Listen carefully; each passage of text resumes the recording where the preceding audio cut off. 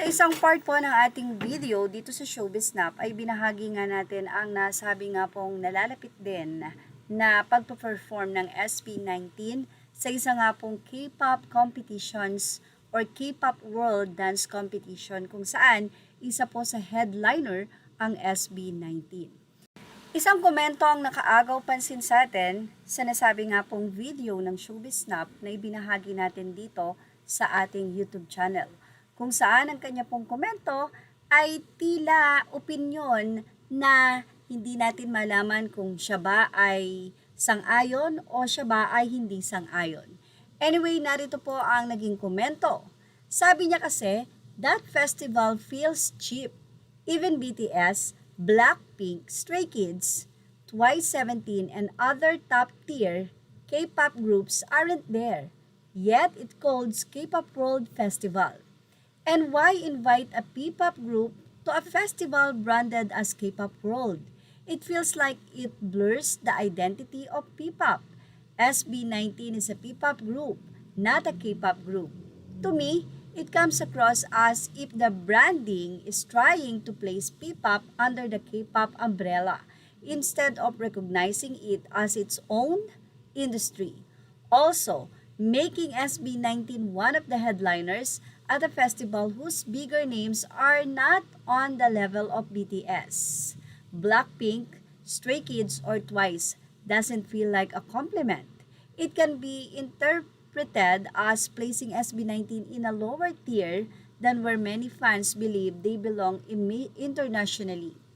If the goal is to celebrate Asian pop music, why not call it an Asian Pop Festival instead of K-Pop World Festival that would recognize both K-pop and P-pop without making it seem like one industry is being absorbed into the other? Say ng isang netizen, agree with the statement. And if called Asian Pop, hope it will have other pop artists around Asia. Okay, if the producer and organizers Korean, okay, give more artists from them, but at least more than one artist in every country represents.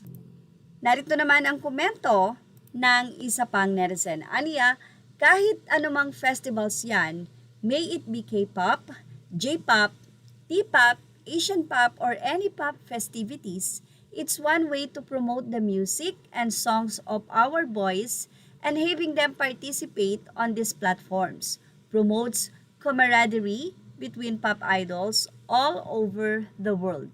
Kaya whatever na invites, small or big man yan, guesting or main performers man nasali ang SB19 on whatever platforms ay blessings. Lahat yan na dumarating sa kanila.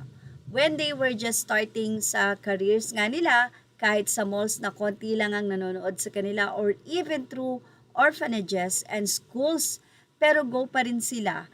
How much more na malalawak na ang audiences na ang mararating ng music at songs nila.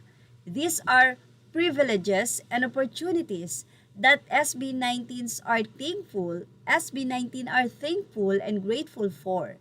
Kaya whatever man ang dumating sa kanila, these are all blessings that we 18 have always been praying for.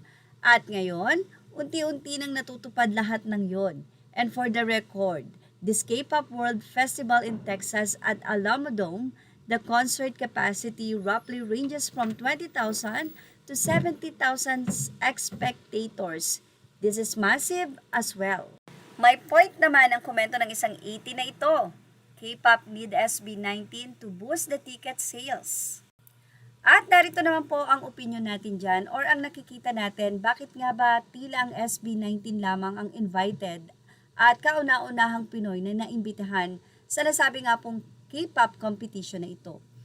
At bakit nga ba dyan wala ang mga BTS kung ito ay malaking event? Well, ang SB19 po hindi maikakaila na kilala na po talaga sila international. Actually, may mga makikita po tayo dito sa update na mga fans mismo, ito po ay mga Korean na kung saan ay masaya sila na ang SB19 ay mapapanood nila na magpe-perform sa nasabi nga pong event na yon or festivals. At isa pa, bakit nga ba gagastos sila ng napakaraming halaga ng pera sa maraming sikat na artista like BTS or sino pa man yan kung sa SB19 pa lang ay sobrang papaldo na sila pagdating sa ticket sales. And of course, kesa sa kumuha pa sila ng maraming artists, kunin na lang nila ang SB19 na alam nila na matindi ang fandom, talagang very supportive. So dahil nga mataas na rin ang talent fee ng SB19, ay isasagad o sa SB19 na lang nila ibubuhos ang pagbabayad ng talent fee, no, which is alam nila na ito ay kanilang mababawi dahil sa sold out ticket na pwede nga pong mangyari because of 18. Well, ano sa palagay nyo? Samantala, narito po ang naging komento ng ilan sa mga fans ng SB19 at hindi po yan Pinoy, mga Korean po ito. Mula po sa K-pop world, sabi nila, yes, we are big fans of SB19 ourselves. Can't wait to see them on stage at our festival. And isa pang logic nito, bakit nga ba ang SB19 lang ang talagang invited? Dahil ang BTS at ang iba pang mga kilala doon sa Korea ay madalas na nilang napapanood. And why not mag-invite ng ibang ulam naman? At ang SB19 po ang trending na trending ngayon. At hindi lang dahil sa trending, kundi masisatisfied ka talaga sa performance na kung saan ang pagbabayad mo sa kanila hindi masasayang. Well, ano masasay nyo about dito? Ilagay na ang inyong opinion sa ating comment section. Images are all credit to the rightful owners. Thank you for watching. Please like, share, and subscribe.